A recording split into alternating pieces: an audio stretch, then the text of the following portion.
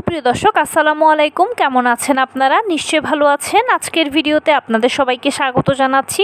আজকে আমি আপনাদের সাথে শেয়ার করব এই তীব্র তাপদাহ থেকে নিজেকে ও নিজের ত্বককে বাঁচাতে ও সুস্থ রাখতে আপনারা ব্যবহার করুন লাইমচুর পাউডার। চলুন জানাই যে এটা কিভাবে ব্যবহার করবেন ও তৈরি করবেন।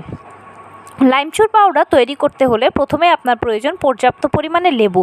বেশ কিছুটা লেবু নেবেন, সেই লেবুটাকে ভালোভাবে ধুয়ে নেবেন, ধুয়ে সেটাকে আপনারা মাঝখান থেকে ফালি করে নেবেন। তারপরে লেবুর রসটাকে বের করে নেবেন। বের করার পরে সেই রসটাকে আপনারা একটা বড় থালির মধ্যে ঢেলে দেবেন। এরপরে এটার সাথে বেশি করে চিনি মিশিয়ে দেবেন। চিনিটাকে একদম গলিয়ে ফেলা যাবে না, চিনিটা দানাদারই থাকবে। এ পর্যায়ে আপনারা এটাকে শুকাতে দেবেন। একবার রোদে দিলে এটা খুব সুন্দর শুকিয়ে মচমচে হয়ে যাবে। তারপরে এই মচমচে লেবু ও চিনির মিশ্রণটাকে আপনারা ব্লেন্ডার জাগে দিয়ে দেবেন। এর সঙ্গে মিশিয়ে দেবেন কিছুটা বিট লবণ, কিছুটা চাট মশলা। সব একসঙ্গে মিশিয়ে আপনারা ব্লেন্ড করে একেবারে গুঁড়ো পাউডার করে নেবেন।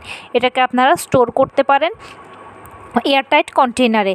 বাড়িতে থাকেন অথবা বাড়ির বাহিরে যান, সঙ্গে করে এটাকে আপনারা নিয়ে যেতে পারবেন। আর যখনই আপনার প্রচণ্ড তাপদাহে আপনার কাছে অস্বস্তি লাগবে, এনার্জি ফুরিয়ে এসেছে এরকম মনে হবে, চেহারা মলিন হয়ে যাবে, ঠিক সেই সময় আপনারা এটাকে একটা ছোট্ট কাপের মধ্যে কয়েক চামচ নিয়ে এটার সঙ্গে আপনার ঠান্ডা পানি অথবা যে কোনো ধরনের সফট ড্রিঙ্কসও যদি প্রয়োজন মনে করেন তাহলে মিশিয়ে খেয়ে নিতে পারেন। ইনস্ট্যান্ট শরীরে আপনার এনার্জি পাবেন এবং আপনার ত্বকের মলিনতা দূর হয়ে ত্বক সতেজ হয়ে উঠবে। তবে যেহেতু কোল্ড ড্রিঙ্কসটা শরীরের জন্য ভালো নয়, তাই সেক্ষেত্রে ঠান্ডা পানি ব্যবহার করলেই বেস্ট। তো এই ছিল আজকের ভিডিও, কেমন লাগলো বলুন। যদি ভালো লেগে থাকে ও হেল্পফুল হয়ে থাকে তাহলে প্লিজ লাইক কমেন্ট শেয়ার করতে একদম ভুলবেন না। আর সেই সাথে আমার চ্যানেলটিকে সাবস্ক্রাইব করার বিনীত অনুরোধ রইল।